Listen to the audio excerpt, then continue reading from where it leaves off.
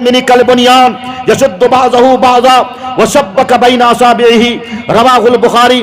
نبی علیہ السلام نے فرمایا ہے مومنوں کی مثال ٹھیک اسی طرح ہے جس طرح یہ پنجہ ہے، اس پنجے میں 5 انگلیاں ہیں، ہماری ایک انگلی اگر کٹ جائے بتاؤ اس پورے پنجے کو تکلیف ہوتی کہ نہیں ہوتی؟ بتاؤ پھر میرے پورے شریر کو تکلیف ہوتی کہ نہیں ہوتی؟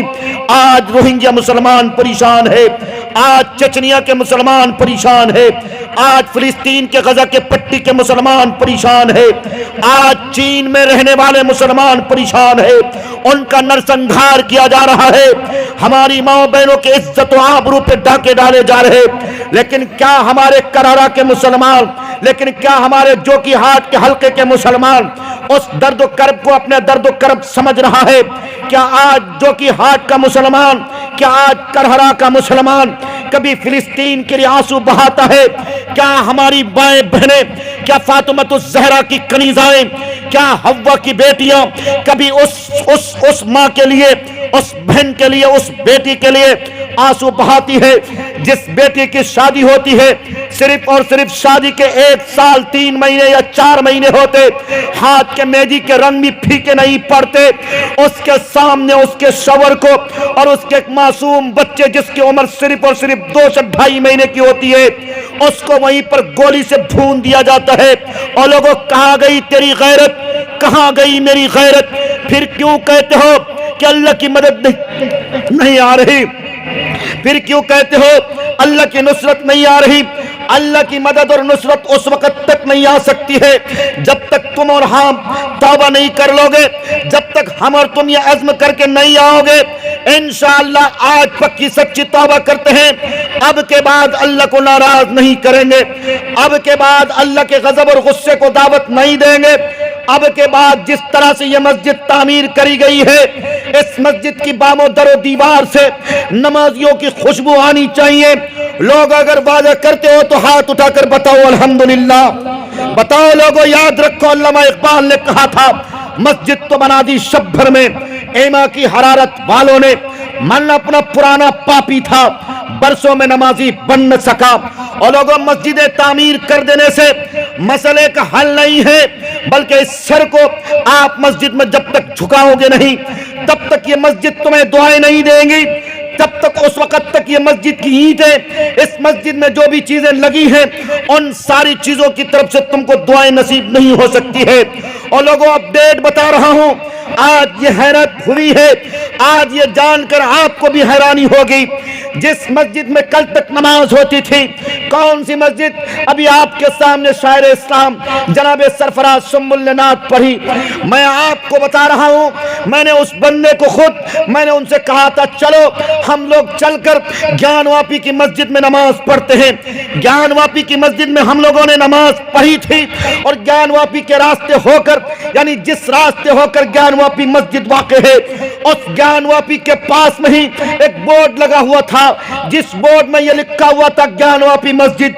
آج بدقسمتی تیری اور میری یہ ہے، اس گیان واپی مسجد کے بورڈ کو ہٹا کر اب گیان واپی مندر لکھا جا رہا ہے، اس لیے کہ سول کورٹ کا فیصلہ آ چکا ہے کہ مندر کے مسجد کے تہہ خانے میں ورشپ اور پوجا پاٹ کی اجازت دے دی جائے، لہذا اجازت دے دی گئی ہے۔ لوگوں کون ہے اس کے ذمہ دار بتاؤ؟ مسجد ویران ہم نے کری، مسجد ویران آپ نے کری۔ آج میری قوم مسجد کو جانا تو دور کی بات، مؤذن پکارتا ہے حی علی الصلاۃ حی علی الفلاح، لیکن یہ نوجوان نسلیں ہیں اپنے کانوں میں بندر کی طرح ایئر فون ٹھوستے ہیں، گانے کی اور میوزک کی آواز کو سننا پسند تو کرتے، لیکن مسجد کی طرف ان کے ادن کے قدم لڑکھڑاتے نہیں۔ بتاؤ پھر اس سماج میں اللہ کا عذاب نہیں آئے گا تو کس سماج پہ آئے گا؟ جب سماج کے نوجوان نسلیں بےہودہ ہو جائیں، جب سماج کی مائیں دوپٹے کو پھینک دیں اور اپنی عزت کا سودا کرنے پر مجبور ہو جائیں، پھر کیوں شکوہ شکایت کرتے ہو میری بابری مسجد مجھ سے چھین لی گئی؟ پھر کیوں شکوہ شکایت کرتے ہو لوگوں گیان واپی چھین لی گئی؟ اور لوگوں گیان واپی بھی چھینی جائے گی، اور لوگوں اور بھی مسجدیں چھینی جائیں گی۔ تم اگر چاہتے ہو کہ اللہ کی مدد آئے तुम अगर चाहते हो कि अबाबील परिंदे के जरिए तेरी और तेरे मस्जिदों और मदरसों की और खानकाओं की हिफाजत की जाए, इसके लिए जरूरी है कि अल्लाह के कलमे को बुलंद करना पड़ेगा, एलाए कलमतुल्लाह के खातिर जान कुर्बान करना पड़ेगी। इस्लाम जिंदाबाद कहने से काम नहीं चल जाएगा, नारे तकबीर और नारे रसालत कहने से काम नहीं चल जाएगा, फला जिंदाबाद कहने से काम नहीं चल जाएगा। और लोगों पहले जिंदाबाद बन के तो दिखाओ, ये कौम जिंदा नहीं है अगर तुम समझते हो कि हाथ पैर से जिंदा रहने को आंखों की पुपलियां, आंखों की पुतलियां हिलाने से और नब्ज के धड़कने से जिंदा रहते हो, तो फिर सुनो मेरे नबी का फरमान है, जब तक तेरा जमीर जिंदा है उस वक्त तक तुम जिंदा हो। जब तेरा जमीर मर जाए, जब तेरा जमीर सड़ जाए, तेरे सामने मुअज्जिन की आवाज आए पर तेरे कानों को जर्रा बराबर भी जुए भी न रेंगना शुरू करे, तो समझो कि इस समाज पर अल्लाह का अजाब आएगा, तो समझो कि तेरे घर बिल्डोजर से उड़ाए जाएंगे, तो समझो कि मदरसों को बिल्डोजर से उड़ाया जाएगा। बताओ आज हो रहा कि नहीं हो रहा? मदरसों के नाम पे दलाली हो रही है, मस्जिदों के नाम पर, सेक्रेटरी और खजांची के नाम पर, मुतवल्ली के नाम पर धांधलीबाजी हो रही कि नहीं हो रही है? एक मदरसा है, एक मदरसे के 4 सेक्रेटरी हैं, बाप की पुश्तैनी मदरसा समझता है, बाप की जागीर मदरसा समझता है, सोचता है मेरे बाप ने मदरसा बनाया है, दरसालिया में नौकरी और बहाली हो गई है, इसलिए मेरा दामाद भी नौकरी करेगा, मेरा पुत्र भी नौकरी करेगा। लोगों विरासत में मस्जिद नहीं मिला करती है, विरासत में मसाजिद और मदारिस नहीं मिला करते, बल्कि अहलियत की बुनियाद पर, लायक और फायक की बुनियाद पर, मुमताज दर्जा हासिल करने के बुनियाद पर मदरसों की जिम्मेदारी दी जाती है, मस्जिदों की जिम्मेदारी दी जाती है। लेकिन आज मस्जिद का खजांची कौन? जो जिस गांव का सबसे बड़ा प्रधान होता है, जो जिस गांव का सबसे बड़ा जमींदार और चौकीदार होता है। लोगों ये अलमिया है कि नहीं है? अरे मुंबई एक शहर है जिस शहर में के बुराइयां इतनी होती है, कोई दिन और कोई रात ऐसी नहीं गुजरती जिस रात में के जना के बाजार गर्म न हो, लेकिन उसके बावजूद मुंबई शहर को अल्लाह ने खूब दौलत से मालामाल किया है। जबकि मुंबई फिल्म इंडस्ट्री है, लेकिन बावजूद मुंबई में साहिब सरवत है। आज चाहे दारुल उलूम देवबंद हो, आज चाहे नदवतुल उलमा हो, आज चाहे मज़ाहिरुल उलूम हो, आज चाहे शाही मुरादाबाद हो, आज चाहे खैरुल उलूम तंबोर हो, आज चाहे मिफ्ताहुल उलूम मौनात भज्जर हो, आज चाहे इमारत शरिया बिहार पटना हो, आज चाहे मुस्लिम परसमल्ला हो, आज चाहे तुम्हारी जमीयत उलमाए हिंद क्यों ना हो, सबसे ज्यादा हिंदुस्तान में अगर कहीं से फंडिंग होती है, कहीं से इमदाद दिए जाते हैं, कहीं से ताउन पेश किया जाता है, तो वो शहर मुंबई है। लोगों पता है क्यों? मुंबई वालों के अंदर अल्लाह ने डर पैदा किया। मैं जिस मस्जिद में तरावी पढ़ाता था, बोरीवली की एक मस्जिद थी, जिस मस्जिद के मुतवल्ली एक आम आदमी को बनाया गया था, जो रिक्शा चलाता था, रोजाना के 7 से 800 कमाता था, लेकिन दाढ़ी इतनी लंबी चौड़ी थी, तहज्जुद की नमाज कज़ा न होती थी, किसी से झूठ बोलकर पैसा वसूल नहीं करता था। आज तो रेड़ी वाला झूठ बोल रहा है, आज तो रिक्शा चलाने वाला झूठ बोल रहा है। फिर कैसे गरीबों पर अल्लाह का रहम, फिर कैसे गरीबों पर अल्लाह दिया लाएगा, फिर कैसे गरीबों की वजह से मालदारों की हिफाजत की जाएगी? गरीब भी दयानतदार हो चुका है, मालदार भी दयानतदार हो चुका है। हर कोई अल्लाह तबारक व तआला के अहकाम को ठुकरा रहा है। बताओ मैं सच कह रहा कि नहीं कह रहा? लेकिन कुर्बान जाओ शहर मुंबई पर जमील सेठ, जिनके पास 10 बेकरियां हैं। कितनी बेकरियां हैं? 10 बेकरियां हैं। पूछो मुंबई जाने वाले नौजवान से, एक बेकरी जिनके पास होती है तो समझो कि कम से कम वो करोड़पति होता है। सोचो जिसके पास 10 बेकरी होगी वो कितना करोड़पति होगा, वो कितना खरबपति और पता नहीं कौन कौन सा पति होगा। लेकिन कुर्बान जाओ उस जमील सेठ पर। जमील सेठ रोजाना जुम्मे के नमाज के दिन फजर से पहले आता था और फजर से पहले आकर سب سے پہلے مسجد کے ٹوائلٹ کو صاف کرتا تھا، مسجد کے وضو خانے کو صاف کرتا تھا، پھر جو مسجد کے امام صاحب ہوتے تھے اپنے بیٹے کو BMW 5 میں لاتا تھا جس کی قیمت سم تھنگ 1.5 کروڑ ہوا کرتی ہے۔ اور لوگوں میری بات سنو، جمیل سیٹھ اتنا بڑا آدمی ہونے کے باوجود مسجد کے ٹوائلٹ صاف کر رہا ہے، مدرسوں کے گٹر صاف کر رہا ہے، مسجد کے وضو خانے کو صاف کر رہا ہے، لیکن آج 4 ٹکا کا مالک، آج رکشہ چلانے والا، آج ریڑی میں پھیری لگانے والا صرف 2000 کا مالک بنا بیٹھا ہے، امام کو حقارت کی نگاہ سے دیکھتا ہے، مدرسوں میں پڑھنے پڑھانے والے بچیوں کو اور بچوں کو گھٹیا نظر سے دیکھتا ہے۔ بتاؤ یہ المیہ ہوا کہ نہیں ہوا ہے؟ اس لیے اللہ کا عذاب میرے سروں پر مسلط ہے۔ لوگوں خوب یاد رکھو، اس وقت تک حالات نہیں بدل سکتے جب تک تم نہیں بدل جاؤ گے، جب تک یہ سوسائٹی نہیں بدل جائے گی، جب تک ہم اور تم پکی سچی توبہ نہ کر لو گے، جب تک ہم اللہ سے وعدہ نہ کر لیں اے اللہ ہم نے جو گناہ کیا ہے دن کے اجالے میں یا رات کے اندھیرے میں، اب ہم اپنے گناہوں سے معافی مانگتے ہیں۔ اے اللہ تم مجھ سے ناراض ہے، اے اللہ یہ تیرے غضب کا دور ہے، اے اللہ یہ تیرے غصے کا دور ہے، تم مجھ سے راضی ہو جا، اب خطا نہ کروں گا، اب میری آنکھیں گڑبڑ نہ کریں گی، اب نوجوان لڑکیوں کو یہ آنکھیں تاریں گی نہیں، اب ہوا کی بیٹیاں طے کر لے اب میں بازار کھلے عام نہیں پھروں گی، اب رمضان کے مہینے میں باپ جاتا ہے نوکری میں، تمہارا بڑا بھائی جاتا ہے کارخانے میں، لیکن یہ ہوا کی بیٹیاں رمضان کے روزے رکھنے کے باوجود بتاؤ کیا گلچھرے نہیں اڑاتی ہیں؟ کیا جو کہ ہاتھ کے مارکیٹ میں جا کر یا ارریہ کے کسی مال میں جا کر یا کوئی اور مارکیٹ میں جا کر باقاعدہ طور پر دکانوں میں نہیں جاتی ہے، دکانوں کی زینت نہیں بنتی ہے، تو پھر اس سماج پہ اللہ کا عذاب نہیں آئے گا تو کس سماج میں آئے گا؟ لوگوں وعدہ کرو، اپنے آپ کو بھی بچاؤ گے، اپنے سماج کو بھی بچاؤ گے، اپنی ماں بہنوں کی عزت و آبرو کی بھی فکر کرو گے۔ کتنے لوگ وعدہ کرتے ہو؟ ہاتھ اٹھا کر بتاؤ الحمدللہ۔ سب لوگ وعدہ کرتے ہو الحمدللہ، پھر اچھے دن آئیں گے، میں کہتا ہوں اچھے دن آئیں گے الحمدللہ۔ آپ کے محبوب مقرر تشریف لا رہے ہیں، ہمارے اس پورے علاقے کے محبوب مقرر ہیں، تشریف لا رہے ہیں۔ آپ سب سے میری گزارش ہے، آپ سب یقین کے ساتھ، ایمانداری کے ساتھ، آپ سب یقین اور ایمانداری کے ساتھ، کوئی میرا بھائی اٹھنے بیٹھنے کا ماحول نہ بنائے گا۔ اور میرے بھائیوں، میں نے آپ کے سامنے قرآن کریم کی جو آیت پڑھی تھی، میں صرف اور صرف یہ بتا کر آپ سے رخصت ہو رہا ہوں، اس لیے کہ مجھے بھی بہت لمبے سفر کے لیے نکلنا ہے۔ وہ تو قاری صاحب کا وقت تھا، قاری صاحب وقت پہ نہ پہنچے تھے اسٹیج میں، ورنہ میں بھی جرت نہیں کر سکتا تھا، اس لیے کہ یہ سب کو ویسے ہی بیٹا بولتے ہیں، دراصل ہم لوگ پوتے کی عمر کے ہیں، بیٹا تو بہت دور کی بات ہے۔